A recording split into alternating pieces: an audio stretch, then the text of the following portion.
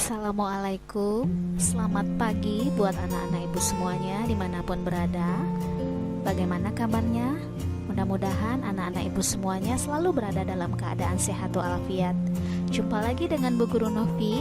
Kali ini kita akan mempelajari pelajaran tema 2. Tema 2, udara bersih bagi kesehatan. Subtema 2, pentingnya udara bersih bagi pernapasan. Pembelajaran 3. Tujuan pembelajaran 1. Dengan membaca teks, siswa mampu menjelaskan informasi terkait dengan pertanyaan apa, siapa, kapan, di mana, bagaimana, dan mengapa.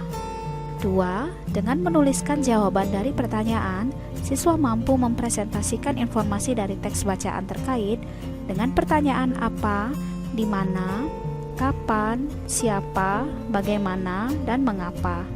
3. Dengan berdiskusi, siswa dapat berpartisipasi dalam menjaga kebersihan lingkungan masyarakat sesuai hasil musyawarah sebagai perwujudan tanggung jawab warga masyarakat. 4. Dengan membaca teks dan menyimak penjelasan guru, siswa dapat membedakan hak, kewajiban, dan tanggung jawab sebagai warga masyarakat. 5. Dengan membaca teks bacaan dan menyimak penjelasan guru, siswa dapat mengidentifikasi jenis-jenis usaha yang dikelola sendiri maupun kelompok. Mata pelajaran yang kita bahas adalah Bahasa Indonesia, PPKN, dan IPS. Lalu kita mulai pembelajaran 3. Pada hari Minggu, warga di daerah tempat tinggal Edo mengadakan kerja bakti. Mereka membersihkan sampah-sampah yang menumpuk. Selama ini, bau busuk dari tumpukan sampah telah mencemari udara di lingkungan tempat tinggal itu. Warga harus menutup hidung saat melewati tumpukan sampah yang membusuk itu. Sebelum melakukan kerja bakti, seminggu sebelumnya warga bermusyawarah untuk mencari pemecahan dari masalah sampah. Selain menggunung dan berbau busuk, kadang-kadang tempat sampah itu terlihat berantakan karena ada beberapa orang yang berusaha mencari botol-botol bekas untuk didaur ulang. Akibatnya, pemandangan dan udara di lingkungan sekitar sampah menjadi kotor dan bau. Setelah bermusyawarah, warga mendapat sebuah penyelesaian. Warga akan menyiapkan 2 macam tempat sampah. Satu tempat sampah untuk menampung sampah-sampah yang dapat didaur ulang seperti kertas dan botol-botol bekas. Tempat sampah lainnya digunakan untuk menampung sampah-sampah yang dapat membusuk, misalnya dedaunan dan sisa-sisa sayur. Selanjutnya, sampah-sampah yang dapat membusuk itu akan diolah menjadi pupuk kompos yang dapat digunakan warga untuk memupuk tanaman. Dalam kegiatan musyawarah dan kerja bakti itu, seluruh warga ikut berperan serta. Keikutsertaan warga dalam musyawarah dan kerja bakti merupakan salah satu bentuk tanggung jawab warga dalam menjaga kebersihan lingkungan. Nah, anak-anak, berdasarkan teks bacaan tersebut, jawablah pertanyaan-pertanyaan berikut ini. 1. Kapan kerja bakti dilakukan? 2. Di mana kerja bakti dilakukan? 3. Mengapa kerja bakti dilakukan? 4. Siapa yang mengikuti kerja bakti? 5. Apa yang dilakukan warga seminggu sebelum melakukan kerja bakti? 6. Bagaimana hasil musyawarah terkait penyesuaian dari masalah yang dihadapi warga? 7. Mengapa warga menyediakan 2 macam tempat sampah? Kebersihan lingkungan kelas merupakan tanggung jawab seluruh anggota kelas. Untuk itu, kita harus memusyawarahkan cara menjaga kebersihan di lingkungan kelas dengan seluruh anggota kelas. Hal-hal yang perlu kita musyawarahkan adalah sebagai berikut. 1. Kegiatan-kegiatan yang harus dilakukan dalam menjaga kebersihan kelas antara lain melaksanakan piket kelas. 2. Peralatan kebersihan yang diperlukan antara lain sapu, tong sampah, dan lainnya. 3. Pengadaan peralatan kebersihan yang diperlukan yaitu alat yang digunakan untuk piket kelas. 4. Cara mengaktifkan regu piket yaitu dengan cara membuat daftar piket kelas dan memberikan sanksi bagi regu piket yang tidak melaksanakan tugasnya. Pada subtema 1, kamu telah mengetahui makna tanggung jawab dan jenis-jenis tanggung jawab sebagai warga masyarakat. Selain tanggung jawab, kita juga mempunyai hak dan kewajiban sebagai warga masyarakat. Hak, kewajiban, dan tanggung jawab merupakan tiga hal yang berbeda, tetapi saling berkaitan erat satu sama lain dan tidak bisa dipisahkan. Bagaimana tidak, hak dan kewajiban bersifat kodrati, yakni melekat bersama kelahiran manusia. Hak dan kewajiban tersebut harus dilaksanakan secara bertanggung jawab oleh pihak yang bersangkutan. Orang yang tidak melaksanakan hak dan kewajibannya dapat dikatakan sebagai orang yang tidak bertanggung jawab. Bagaimanakah perbedaan antara hak, kewajiban, dan tanggung jawab? Pahamilah uraian berikut ini. 1. Hak sebagai warga masyarakat.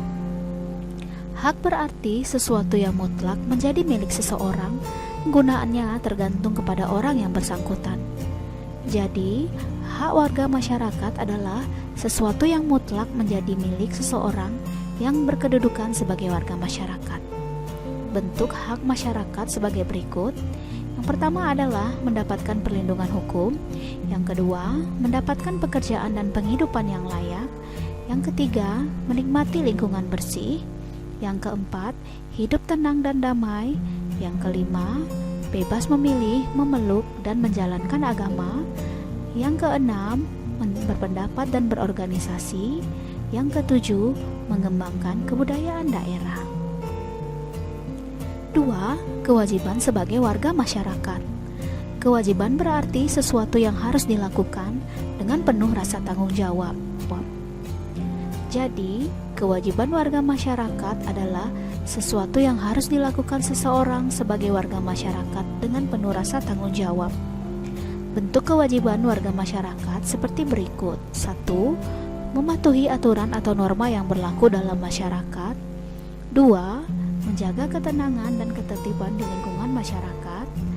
3. Mengikuti kegiatan yang ada di lingkungan RT, RW, atau desa setempat, misalnya kegiatan kerja bakti, gotong royong, dan musyawarah warga masyarakat setempat.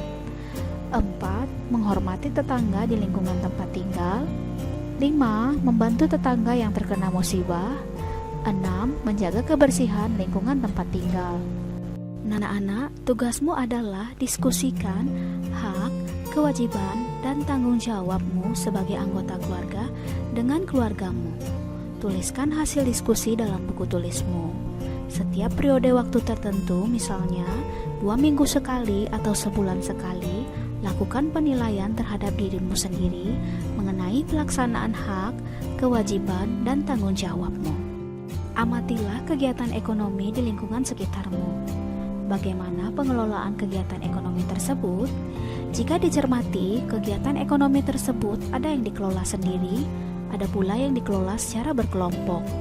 Mari simak pembahasan lebih dalam. 1. Jenis usaha ekonomi yang dikelola sendiri. Tahukah kamu apa saja jenis usaha ekonomi yang dikelola sendiri? Usaha yang dikelola sendiri disebut usaha perorangan. Usaha ekonomi ini memiliki modal terbatas dan biasanya dikelola secara sederhana. Contoh usaha ekonomi perorangan adalah sebagai berikut. 1. Usaha pertanian. Sebagian besar usaha pertanian dikelola secara perorangan. Usaha ini memiliki modal terbatas. Lahan yang digarap petani biasanya terbatas, lahan persawahan dan tegalan. Namun, ada juga usaha pertanian yang dilakukan secara besar-besaran. Yang kedua adalah usaha perdagangan. Usaha perdagangan secara perorangan biasanya berskala kecil dan sedang. Contohnya, pedagang asongan, pedagang keliling, pedagang kaki lima, pedagang di pasar, warung, dan toko kelontong. Yang ketiga adalah usaha jasa. Perhatikan usaha jasa perorangan di daerah sekitarmu. Coba sebutkan usaha jasa tersebut. Secara umum, banyak usaha jasa yang dikelola secara perorangan. Contohnya, usaha fotokopi, bengkel, potong rambut, dan penjualan pulsa. Yang keempat, industri kecil. Industri kecil yang dikelola perorangan merupakan industri rumahan. Contohnya, usaha kerajinan tangan berupa pembuatan keramik, souvenir, tembikar, anyaman, dan mebel. Yang kedua adalah usaha ekonomi yang dikelola kelompok. Usaha ekonomi ini dikelola secara bersama, baik modal, pengelolaan maupun keuntungan. Bentuk usaha ekonomi bersama adalah sebagai berikut. Yang pertama adalah firma. Firma adalah usaha ekonomi bersama yang didirikan oleh sekurangnya dua sekutu. Pendiri firma biasanya orang-orang yang saling kenal satu dengan yang lain. Setiap anggota firma memiliki hak untuk bertindak atas nama firma. Anggota firma juga bertanggung jawab secara penuh atas resiko kerugian firma. Usaha firma biasa bergerak di bidang layanan konsultasi hukum dan keuangan. Yang kedua adalah persekutuan komanditer. Persekutuan komanditer atau CV didirikan oleh sekurangnya dua orang yang menyetor modal.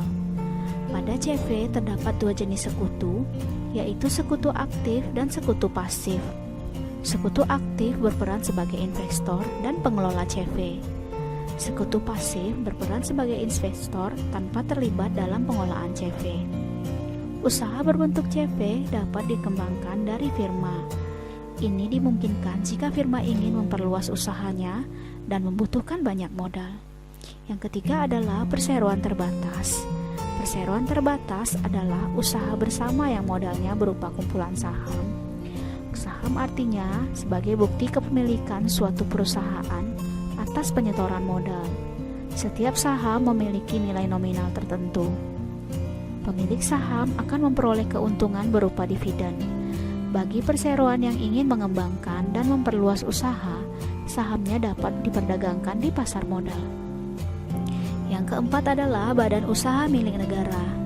Badan usaha milik negara atau BUMN atau perusahaan negara yaitu sebuah perusahaan yang seluruh atau sebagian modalnya dimiliki negara. BUMN dapat berbentuk perusahaan umum atau perum dan perseroan terbatas atau PT. BUMN bergerak di bidang usaha yang bersifat strategis atau vital. Di Indonesia juga terdapat badan usaha milik daerah atau BUMD atau perusahaan daerah. BUMD merupakan perusahaan yang modalnya dimiliki pemerintah daerah. Apa sajakah tujuan pendirian BUMD? Tujuan pendirian BUMD adalah sebagai berikut. 1. Ikut melaksanakan pembangunan ekonomi daerah dan pembangunan ekonomi nasional. 2. Memenuhi kebutuhan rakyat dan menyediakan lapangan kerja untuk mewujudkan masyarakat adil dan makmur. Kelima adalah koperasi. Di Indonesia berkembang usaha bersama yang bertujuan menyejahterakan anggotanya. Usaha yang dimaksud adalah koperasi. Menurut Undang-Undang Nomor 25 Tahun 1992 tentang perkoperasian, koperasi adalah badan usaha yang beranggotakan orang-orang atau badan hukum koperasi dengan melandaskan kegiatannya berdasarkan prinsip koperasi sekaligus gerakan ekonomi rakyat yang berdasarkan atas azas kekeluargaan. Koperasi sesuai dengan Undang-Undang Dasar 1945 Pasal 33 Ayat 1, yaitu bentuk perekonomian disusun atas usaha bersama berdasarkan azas kekeluargaan. Koperasi pertama kali dikembangkan oleh Dr. Andes Muhammad Hatta. Atas perannya tersebut, beliau dijuluki Bapak Koperasi Indonesia. Ada berapa bentuk koperasi yang berkembang di Indonesia? Bentuk-bentuk koperasi di Indonesia sebagai berikut. Yang pertama, koperasi konsumsi. Koperasi konsumsi yaitu usaha bersama yang menyediakan berbagai barang konsumsi untuk memenuhi kebutuhan sehari-hari. Contohnya, beras, gula, minyak, sabun, peralatan rumah tangga, dan barang elektronik. Tujuannya memenuhi kebutuhan konsumsi sehari-hari bagi anggota dengan harga atau mutu yang layak. Yang kedua, koperasi simpan pinjam yaitu usaha bersama yang menyediakan layanan simpan dan pinjam. Koperasi jenis ini menerima simpanan dari anggota. Selanjutnya, uang yang telah terkumpul dipinjamkan kepada anggota. Yang ketiga, koperasi produksi yaitu usaha bersama yang menyediakan bahan baku produksi dan menyalurkan hasil produksi anggotanya. Koperasi ini beranggotakan para produsen atau pengusaha, misalnya pengusaha batik, tahu dan tempe, serta sapi perah. 4. Koperasi jasa yaitu usaha bersama yang menyediakan layanan atau jasa tertentu bagi anggotanya.